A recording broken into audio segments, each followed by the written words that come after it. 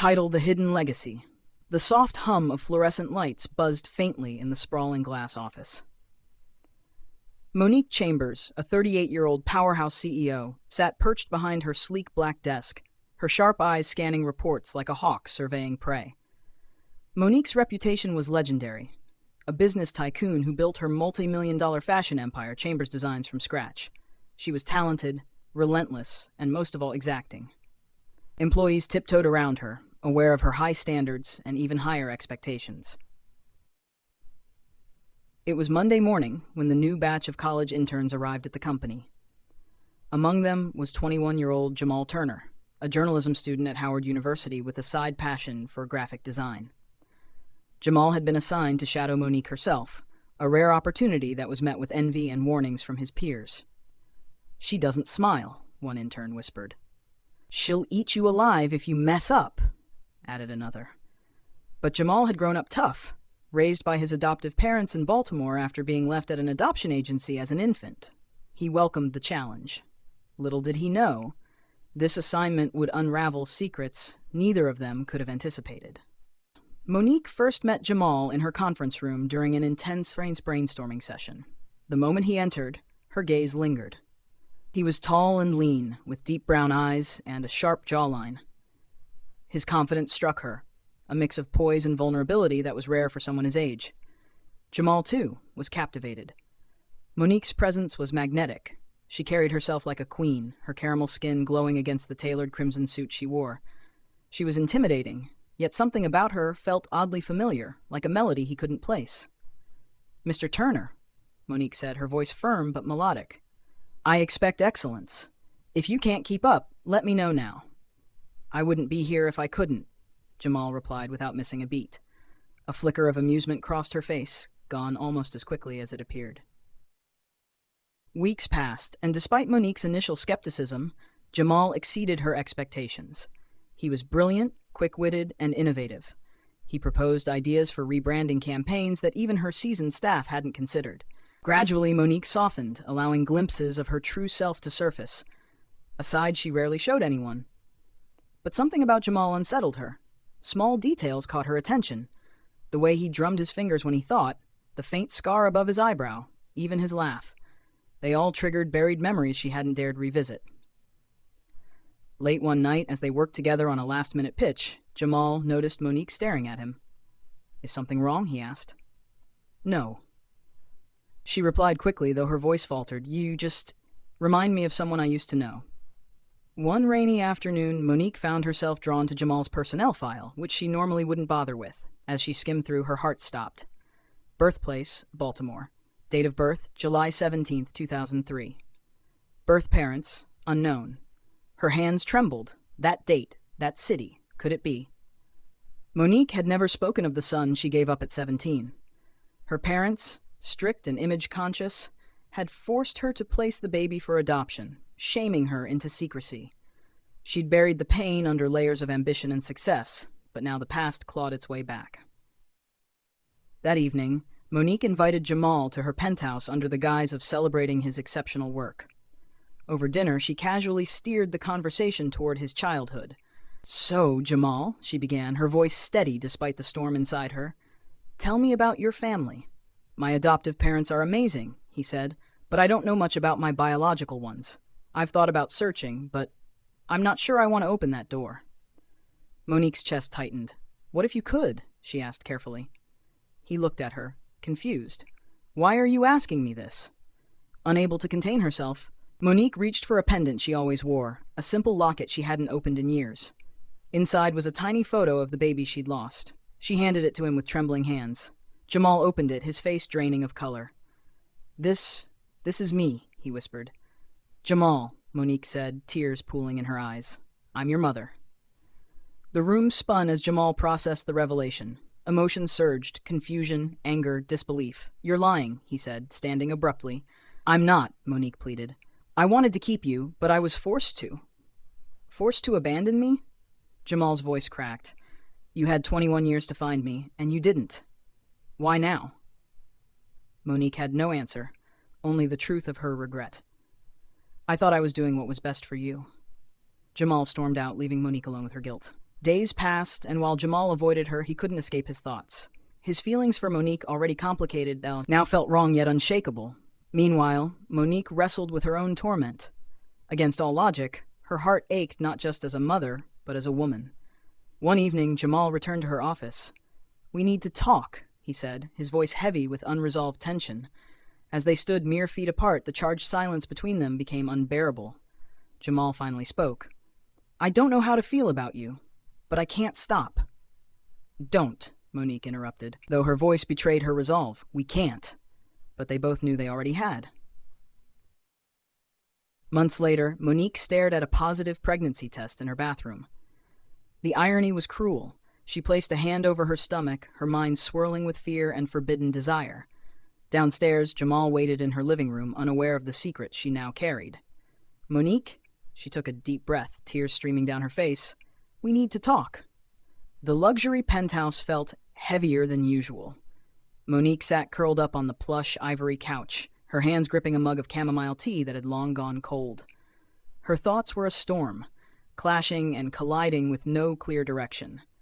It had been 3 weeks since the positive pregnancy test. 3 weeks of sleepless nights, unanswered questions, and a growing fear she couldn't ignore. She had avoided Jamal since that night. He'd sensed something was wrong, but she couldn't face him. Not yet. The timing of her pregnancy haunted her. Was the baby Jamal's? Or was it Darren's, her billionaire ex, whose charm and money she'd finally walked away from after years of on and off chaos? If you were Monique, would you tell Jamal the truth about the pregnancy right away, or keep it a secret until you were sure who the father was? On a chilly Monday morning, Monique found herself in Dr. Jacobs' office for a routine checkup. The silence was almost unbearable as the ultrasound tech scanned her abdomen. "Is everything okay?" Monique asked, her voice tinged with unease. The tech's smile faltered. "I'll get the doctor." Minutes later, Dr. Jacobs entered, his expression somber. "I'm sorry, Monique. There's no heartbeat. It seems you've had a miscarriage." The words hit her like a physical blow. Monique felt tears sting her eyes, but she couldn't discern what emotion overwhelmed her more, grief or relief. Relief wrapped in guilt. The days following the miscarriage were a blur. Monique threw herself into work, avoiding the world outside her office walls.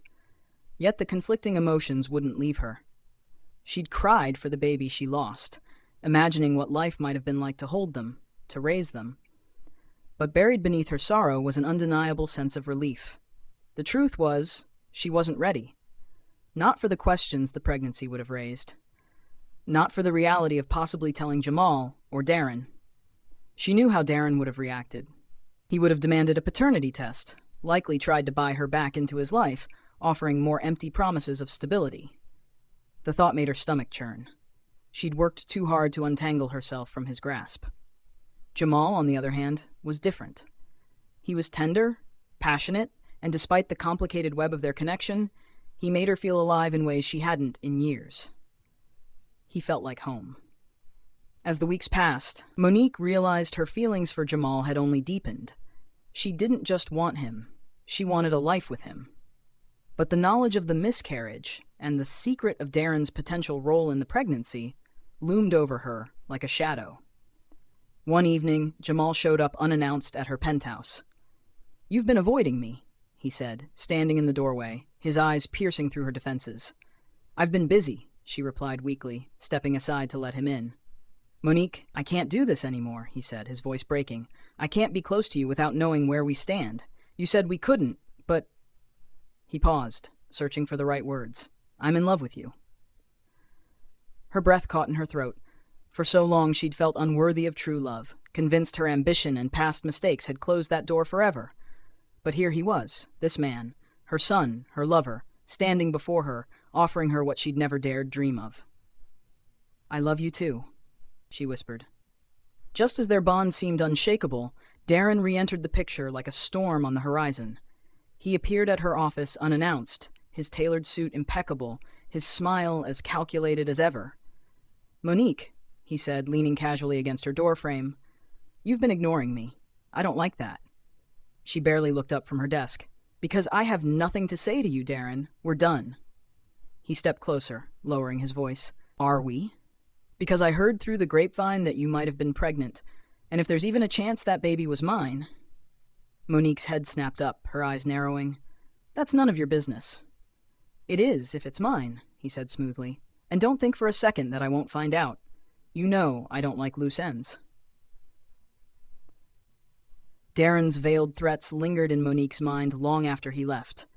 That evening, she sat across from Jamal at her dining table, her nerves frayed. There's something I need to tell you, she began, her voice trembling. I was pregnant, but I lost the baby. Jamal's eyes widened in shock. Pregnant? When? Was it mine? I don't know, Monique admitted, tears welling in her eyes.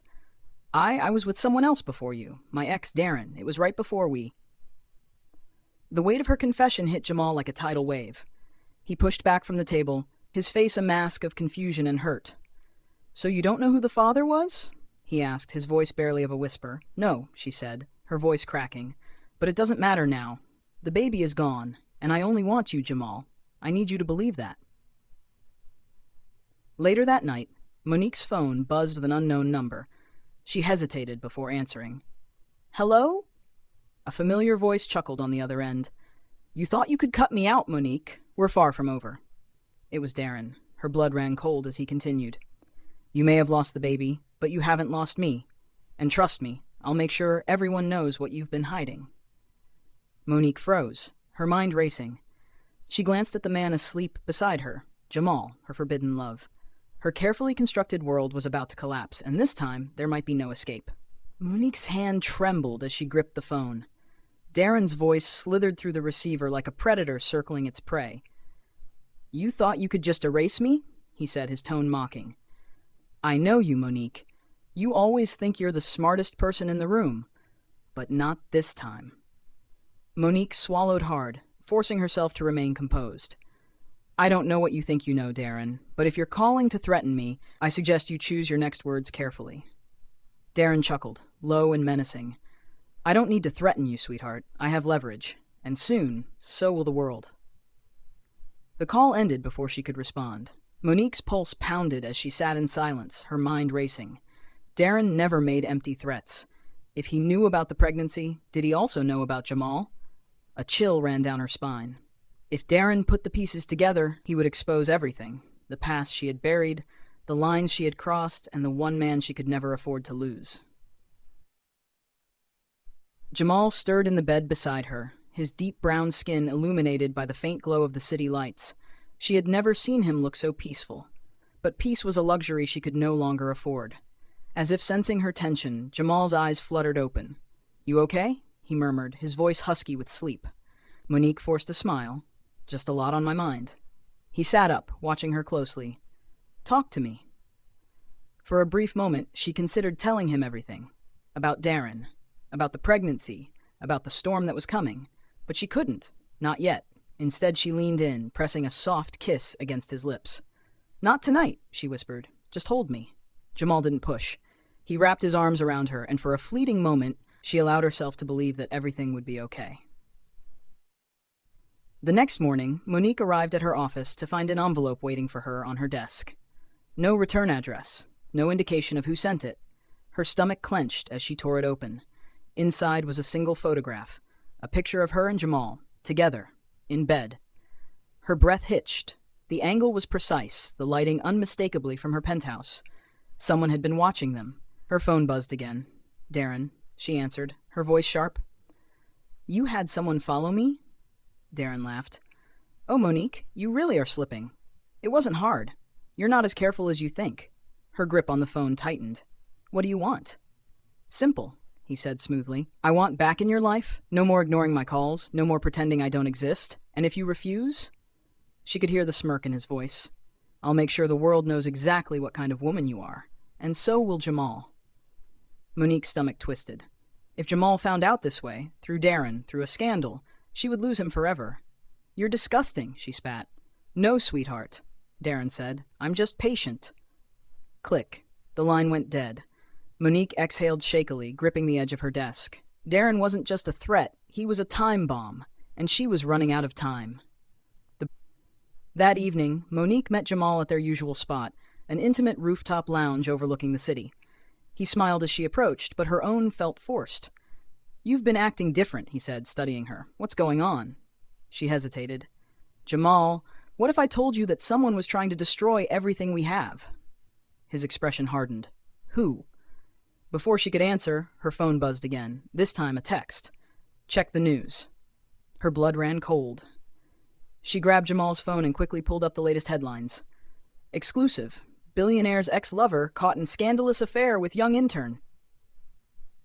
Attached was the very picture Darren had sent her. Jamal's entire body stiffened. Silence stretched between them, heavy and suffocating. Jamal, she whispered, reaching for him, but he pulled away. His eyes, filled with confusion and betrayal, locked onto hers. Tell me the truth, Monique, he said, his voice low but lethal. Is this real? Is this why you've been acting so distant?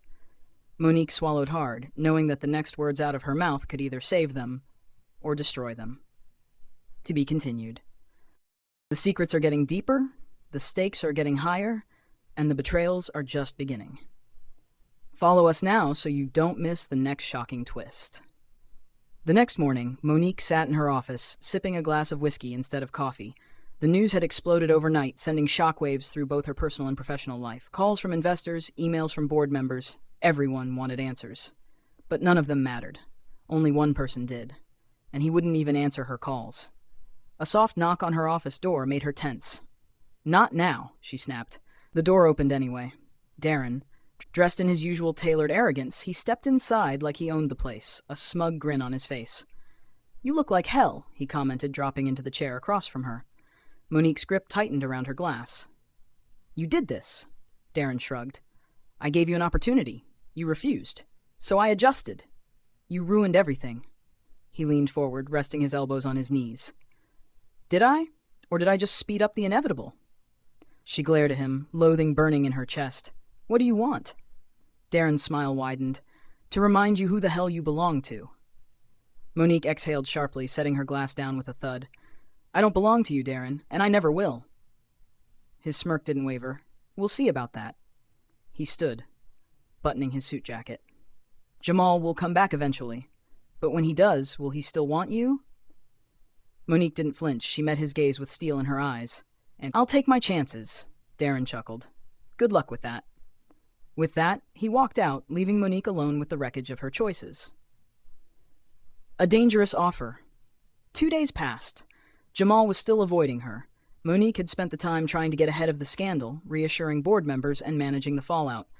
But nothing felt real without Jamal by her side. Then, late that night, her phone rang. She snatched it up, heart hammering. Jamal? Jamal? She answered, breathless. Silence. Then finally, we need to talk. Monique closed her eyes in relief. Yes, please. I'll come to you. The call ended. Minutes later, she heard a knock at her penthouse door. She rushed to open it, but the moment she saw Jamal's face, her heart dropped. He wasn't alone. Standing beside him was a man in a dark suit, his expression cold and businesslike. Monique, Jamal said, his voice distant. This is Detective Warren. He has some questions for you. A chill ran through her. Questions? The detective stepped forward. Miss Owens, we have reason to believe that Darren Blackwell has been involved in illegal activities, including fraud and extortion. We need your help. Monique's pulse skyrocketed. Jamal's eyes locked onto hers, filled with something she couldn't quite read. Tell me the truth, Monique, he said, and she knew, in that moment, that their next move could change everything. Monique felt her stomach knot as Detective Warren's sharp eyes studied her. The weight of Jamal's stare only made it worse. Ms. Owens, Warren continued, pulling out a small notepad, we have evidence that Darren Blackwell has been involved in multiple financial crimes, fraud, insider trading, and now extortion. We believe you may have information that could help our case. Monique swallowed hard. She knew Darren was ruthless, but criminal. That was a new level. She glanced at Jamal, searching for reassurance, but his face was unreadable. I don't know what you think I can do to help, she said carefully. Warren flipped a page in his notepad. We have sources that claim Mr. Blackwell recently blackmailed you using personal photos. Monique stiffened. That bastard. He set her up to take a fall, but now the law was after him. Jamal spoke up, his voice low. Monique, is it true? She hesitated. Yes, she admitted, her voice barely above a whisper. He threatened to release them if I didn't stay in his life. Jamal's jaw tightened. His fists clenched at his sides. Then you understand why we need your cooperation, Warren pressed. We believe Darren is running an entire extortion operation, using personal and business secrets as leverage over high-profile targets. Monique felt her heartbeat in her throat. This wasn't just about her. If Darren had done this to others, then he had built a web of corruption too big to ignore. And now, she had a choice. Would she help take Darren down, knowing it could mean war? Or would she protect herself and risk letting him ruin even more lives? After Warren left, Monique stood at the window, staring at the city lights below. Jamal had barely spoken. "Say something," she finally said. He leaned against the counter, arms crossed. "You should have told me, Monique." "I didn't know how," she admitted. "I thought I could handle it myself." Jamal scoffed. "And how did that work out for you?" She turned, eyes flashing. "You think I wanted this? You think I wanted him to drag us through hell?" He exhaled sharply, rubbing his temples. "No, but you keep making decisions that put us both in danger." Silence stretched between them, heavy with tension. Finally, Jamal looked up, his expression unreadable. "Are you going to help the police?" Monique hesitated. If she said yes, Darren would not take it lightly. If she said no, she'd never be free. Jamal stepped closer, his voice softer now. "Monique, I love you, but I can't be part of this if you don't fight back. If you let him control you, there's no future for us." Her heart clenched. She had already lost so much. She couldn't lose him too. She took a shaky breath. "I'll do it," Jamal nodded. "Then we do this together." The next day, Monique called Detective Warren. "I'll help," she said, "but I need protection." "You'll have it," he assured her. But Monique knew better than to take the police at their word. Darren was powerful. If he sensed a betrayal, he'd destroy her before the law could touch him. She needed to be smarter than him. That night, she and Jamal met at a discreet location, one of her company's unused properties, a luxury apartment hidden away from prying eyes. Jamal was pacing, his mind working fast. "We need leverage. If Darren's done this before, there have to be other victims." Monique nodded. "I can start digging. I still have access to some of his financial records from when we were together." Jamal's phone buzzed. He glanced at the screen and frowned. "What is it?" Monique asked. He turned the phone toward her. A text message. "Unknown number. You have no idea what you've started. Walk away while you still can." Monique's blood ran cold. Darren knew. Jamal clenched his jaw. "It's already begun." Monique exhaled slowly. "Then let's finish it." The text felt like a ticking time bomb in Monique's hand. Jamal's jaw was tight, his grip on his phone so firm she thought it might shatter. "He's watching us," he muttered. "We need to move fast." Monique nodded, though her pulse raced. Darren had always been calculated, but now? Now he was desperate. And a desperate man was dangerous. She took a deep breath, forcing herself to think logically. "I have access to some of his old accounts, hidden ones he thought I never knew about. If we can link those to any illegal transactions, we'll have something solid for Warren." Jamal's eyes darkened. "And if Darren finds out what you're doing?" She swallowed hard. "Then I'll be ready." The next morning, Monique sat at her desk, staring at the login screen of Darren's offshore accounts. Her fingers hovered over the keys. If she did this, there was no going back. She inhaled sharply and typed in the credentials. Access granted. Her heart pounded as she scrolled through pages of transactions, shell companies, wire transfers, payments to unnamed sources. Bingo. She clicked on a folder marked Confidential, her stomach twisting as dozens of files popped up. Some were labeled with names, CEOs, politicians, influencers.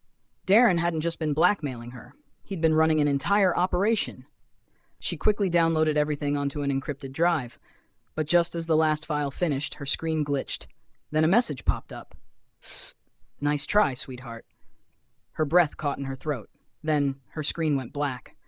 "Shit," she whispered. Her phone rang immediately. Darren. Her hands shook as she answered. "I told you to walk away," he said, his voice eerily calm. "But you never listen." Monique forced herself to sound unaffected. "You made this personal." Darren chuckled glee. "Oh, baby, you were personal, but now you're just a liability." The line went dead. Monique's stomach twisted. Darren wasn't just threatening her, he was making a move. She grabbed her bag and ran. By the time she got to Jamal's apartment, he was already packing. "He's coming," she blurted, slamming the door behind her. "He knows what I did." Jamal didn't look surprised. I figured we have to disappear for a while. Monique shook her head. No, if we run, we lose. I have the files, proof of everything. We just have to get them to Warren before Darren. A loud bang at the door cut her off. Jamal grabbed her, pulling her toward the back exit. Move, he hissed. The door burst open just as they slipped out the side, Darren's men flooding the apartment. Monique's heart pounded as she and Jamal ran down the alley, the sound of footsteps closing in behind them. We're not going to make it, she panted. Jamal grabbed her hand, eyes sharp. Yes, we are. They rounded a corner just as a black SUV screeched to a stop in front of them. The window rolled down. Detective Warren. Get in, he barked. Without hesitation, they dove into the back seat. The car sped off just as Darren's men reached the alley, their shouts fading into the night. Monique exhaled shakily, adrenaline surging through her veins. We have the proof, she told Warren. Everything. Warren nodded. Then it's time to end this. But Monique couldn't shake the feeling that Darren wasn't finished. No, this was just the beginning. And the next time they met, someone wouldn't walk away alive. To be continued.